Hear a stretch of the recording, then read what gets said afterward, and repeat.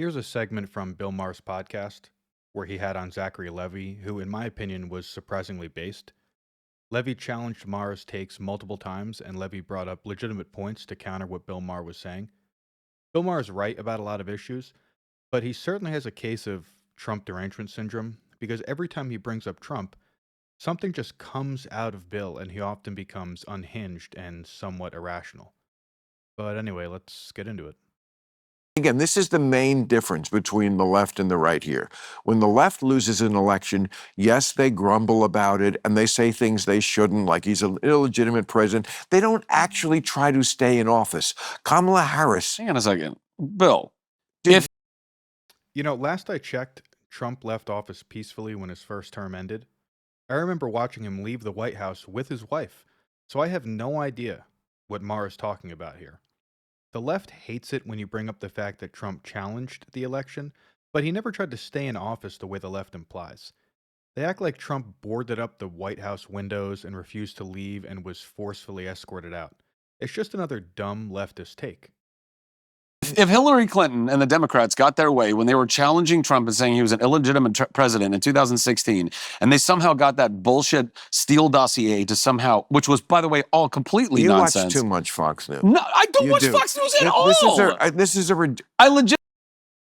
This is something else liberals love to do. The moment you mention anything like the Steele dossier, which, by the way, Rachel Maddow on MSNBC talked about nonstop for at least a year, liberals immediately assume you watch Fox News. Not every Republican or conservative watches Fox News. I mean, honestly, I'd wager, honestly, that millions of conservatives don't watch Fox News at all. But liberals want to stick the knife in and say, well, you're just a Fox News addict. Because that's their way of disregarding anything you say. Legitimately do not watch Fox News. Well, you're getting this. Hold on a second. Bill, did they not all think that he was a Russian asset and that Russia had fixed the election? Okay. Was that not what they were saying? Okay, but I got to explain to you the difference. Was it not? And then we don't have to talk about this all night. Was it not? I will. But here's the difference. 2016, Trump pulls an inside straight and wins the Electoral College. Yeah. Hillary acknowledges this happened, concedes the election before the cock crows the next day.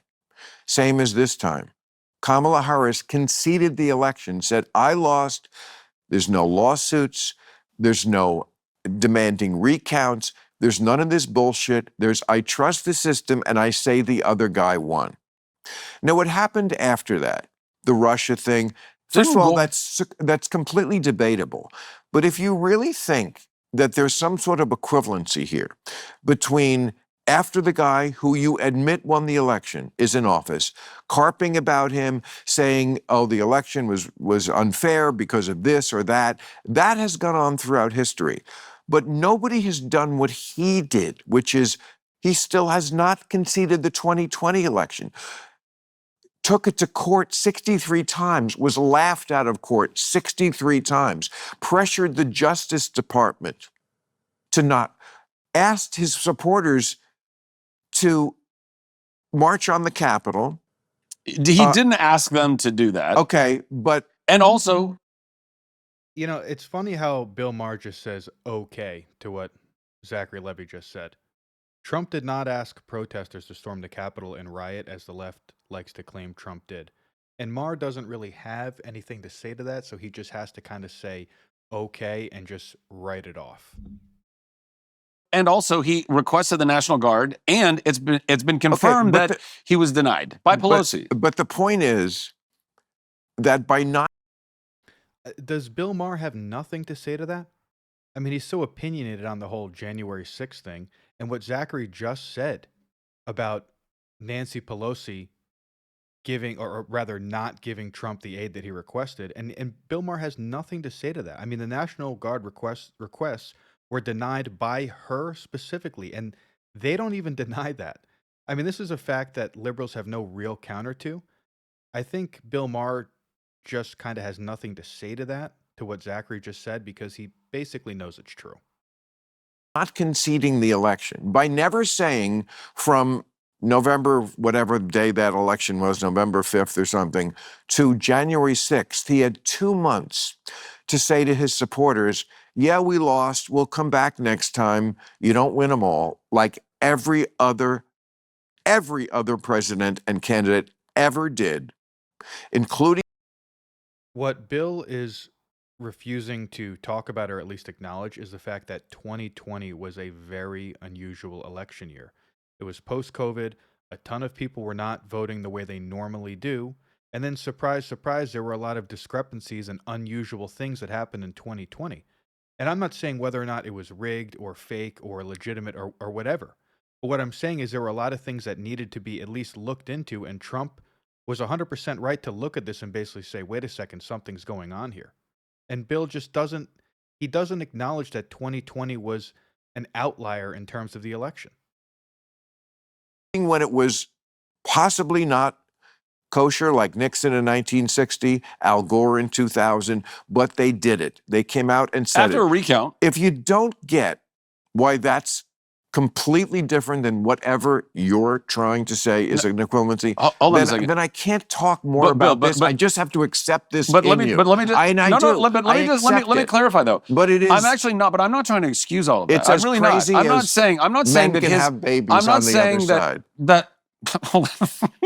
That's straight getting into science and biology. No, but it is. No, there's a lot more nuance than that in this. No, there isn't. Hold on, Bill. Hold on a second. Hold on. Nuance. I'm not saying that the way that he took that was the right. There 100% is nuance. Again, I just go back to the fact that 2020 was a very unusual year. Right way to do it. I agree with you. I don't think he should have done it that way. If he actually thought that the election was being stolen, he should have done something else about that as opposed to getting lost in his ego, which he did, which he does a lot. And I don't like that about Trump. I don't like that he does have, as part of his superpower, it is this ego that has protected him and made him strong and powerful and capable of being very charming and doing all the things he's done.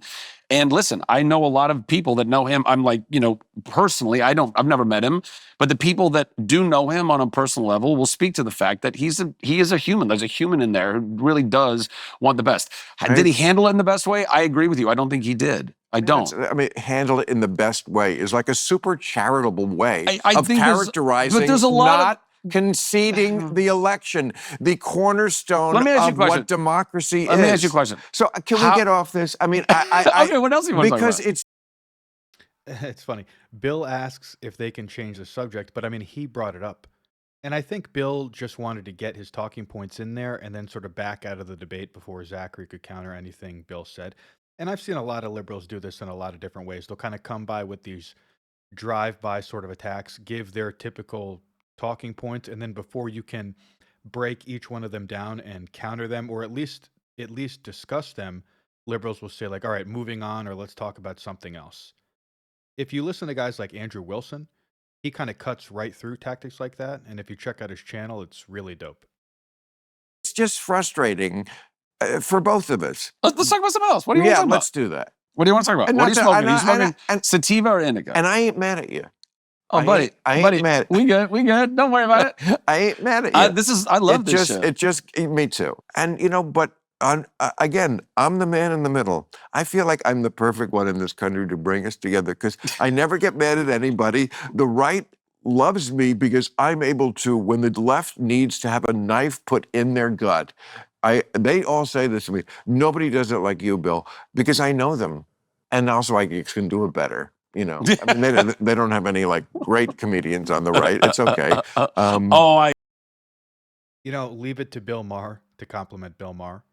But although to be fair to Bill, he absolutely does call out the left on a lot of their insane nonsense. And, that's really it for this political discussion. It wasn't really that long between these two guys. It was only maybe 5 or 10 minutes, but I found it really interesting. And I will give Bill Maher credit. He does take on the left when they're being absolutely insane, but he seems to put on the blinders when it comes to talking about Trump. It's like the moment Donald Trump is just part of the conversation, Bill Maher loses the ability to think rationally and just sort of goes off on rants about how bad Trump is. But, thankfully, the rest of the nation didn't buy into that because Trump won 2024 in a landslide. I also kind of just enjoyed how knowledgeable and based Zachary Levi was. Good for him. I didn't really know him to be this knowledgeable on this subject. So that's kind of cool to see. And hopefully maybe we'll see more of him just having these sort of casual debates with people. Anyway, let me know what you think.